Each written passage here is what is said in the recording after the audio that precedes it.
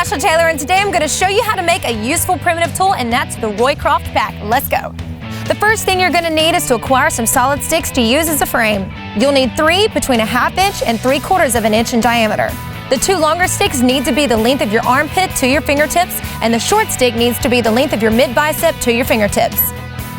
Once you have this done, you can lay out your frame. You'll need to make some marks where all your sticks intersect. On the top of your frame, you'll whittle out a few inches flat where the sticks will connect. On the bottom part of the frame where the smaller sticks cross, you'll need to make a small notch on each stick for it to sit into. Now it's time to lash it together. Lots of people use different lashes for this. We're going to be using a shear lashing at the top and square lashings at the bottom. Once you have it all tied and tightened, you can use any large material as your bag. You will wrap all your stuff in it and tie it to your frame. A few things to think about is you can use a tarp for your bag and then also use it as a tent. And if you tie it on with one large piece of line, you can also use that in rigging your tent. For the straps, it'll be best to use some thicker rope than paracord. You will take a long piece, find the middle, and either tie or loop it around the top of your A-frame.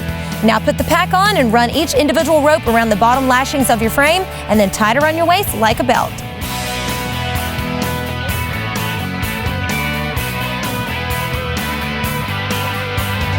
Have you ever made a primitive survival tool? Let me know in the comments below, and then make sure you subscribe to Rated Red's YouTube channel. From the farm, I'm Ashla Taylor.